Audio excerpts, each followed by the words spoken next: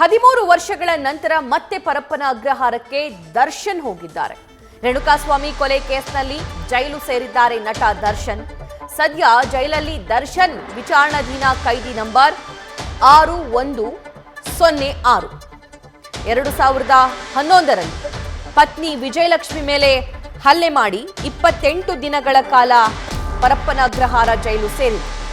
ಸಾಕಷ್ಟು ಜನ ಸೇರ್ಕೊಂಡು ಬುದ್ಧಿವಾದ ಹೇಳಿ ಇವರನ್ನ ಹೊರಗಡೆ ಕರ್ಕೊಂಡು ಬಂದೂ ಆಯಿತು. ಅದಾದ ನಂತರ ಗೆಳತಿ ಪವಿತ್ರ ಗೌಡಗೆ ರೇಣುಕಾಸ್ವಾಮಿ ಅನ್ನೋ ಯುವಕ ಅಶ್ಲೀಲ ಮೆಸೇಜ್ ಹಾಗೂ ಫೋಟೋ ವಿಡಿಯೋಸ್ ಕಳುಹಿಸಿದ ಅನ್ನುವಂತಹ ಕಾರಣಕ್ಕೆ ಆತನನ್ನ ಕಿಡ್ನಾಪ್ ಮಾಡಿ ಇಲ್ಲಿ ಕರೆಸ್ಕೊಂಡು ಇಲ್ಲಿ ಪಟ್ಟಣಗೆರೆ ಶೆಡ್ ಅಲ್ಲಿ ಆತನಿಗೆ ಲಾಕ್ ಮಾಡಿ ಆತನ ಮೇಲೆ ಮಾರಣಾಂತಿಕವಾಗಿ ಹಲ್ಲೆ ಮಾಡಿ ಆತನ ಹತ್ಯೆಗೂ ಕಾರಣೀಕರ್ತರಾಗಿ ಸದ್ಯಕ್ಕೆ ಪರಪ್ಪನ ಅಗ್ರಹಾರ ಜೈಲು ಸೇರಿದ್ದಾರೆ. ಕೈದಿ ನಂಬರ್ 6106. ನೆನ್ನೆ ಸಂಜೆಯಿಂದಲೂ ಜೈಲಲ್ಲೇ ನಟ ದರ್ಶನ್ ಇದ್ದಾರೆ. ನೆನ್ನೆ ರಾತ್ರಿ ಇವತ್ತು ಬೆಳಗ್ಗೆ ಮಧ್ಯಾಹ್ನ ಜೈಲಲ್ಲಿ ಯಾವ ಫುಡ್ ಕೊಡ್ತಾರೋ ಯಾವ ಆಹಾರ ಕೊಡ್ತಾರೋ ಅದೇ ಆಹಾರವನ್ನು ಸೇವಿಸ್ತಾ ಇದ್ದಾರೆ. ಇನ್ನು ಭದ್ರತಾ ದೃಷ್ಟಿಯಿಂದಾಗಿ ದರ್ಶನ್ಗೆ ಪ್ರತ್ಯೇಕ ಸೆಲ್ ವ್ಯವಸ್ಥೆ ಕೂಡ ಮಾಡಲಾಗಿದೆ. ಯಾಕಂದ್ರೆ ಅಲ್ಲಿರುವಂತಹ ಬೇರೆ ಆರೋಪಿಗಳು ಈಗಾಗಲೇ ದರ್ಶನ್ ವಿರುದ್ಧ ಸ್ಟೇಟ್ಮೆಂಟ್ ಕೊಟ್ಟಿದ್ದಾರೆ. ಹಣದ ಆಮಿಷ ಒಡ್ಡಿದ್ರು ಅನ್ನೋದಾಗಿರಬಹುದು ಅಥವಾ ಬೆದರಿಸಿದ್ರೋ ಇಲ್ವೋ ಅನ್ನೋದಾಗಿರಬಹುದು. ಅವರ ಕುಟುಂಬವನ್ನ ನೋಡ್ಕೊಳ್ತೀನಿ, ನನ್ನ ಮೇಲೆ ಯಾವುದೇ ರೀತಿಯಾಗಿರುವಂತಹ ಆರೋಪ ಬರದೇ ಇರೋ ತರ ನೀವು ನೋಡ್ಕೊಳ್ಳಿ ಅಂತ ಹೇಳಿದ್ದಾಗಿರಬಹುದು.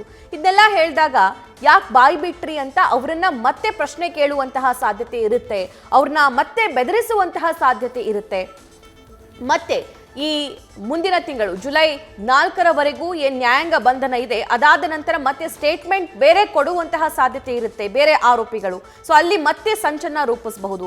ಇದೆಲ್ಲ ತಪ್ಪಿಸುವಂತಹ ನಿಟ್ಟಿನಲ್ಲೂ ಕೂಡ ಪೊಲೀಸರು ಜೈಲಾಧಿಕಾರಿಗಳು ಸಾಕಷ್ಟು ವ್ಯವಸ್ಥೆಯನ್ನ ಮಾಡಿಕೊಂಡಿದ್ದಾರೆ. ಪ್ರತ್ಯೇಕ ಸೆಲ್ನ ವ್ಯವಸ್ಥೆ ಅದಕ್ಕೋಸ್ಕರನೇ ಮಾಡಿಕೊಟ್ಟಿರೋದು.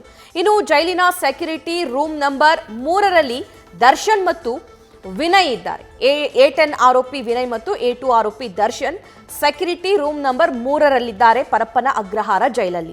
ಎಲ್ಲ ಆರೋಪಿಗಳಿಗೆ ನೀಡುವಂತೆ ಅದೇ ಊಟ ತಿಂಡಿ ನೀಡಲಾಗುತ್ತೆ, ಯಾಕಂದ್ರೆ ಅಲ್ಲಿ ಸಪರೇಟ್ ವ್ಯವಸ್ಥೆ ಇರೋದಿಲ್ಲ.